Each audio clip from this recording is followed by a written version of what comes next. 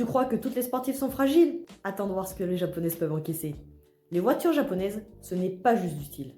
Même si c'est vrai, elles savent parfois se faire discrètes. Ou pas.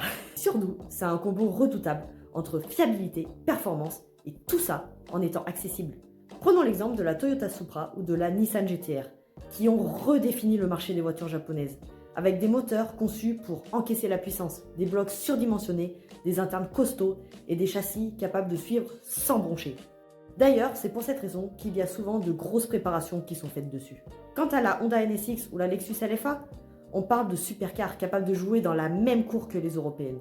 Avec leur souci constant de perfection et leur technologie avancée, les marques japonaises ont su créer des voitures qui ne sont pas de simples moyens de transport, mais de véritables chefs-d'œuvre d'ingénierie.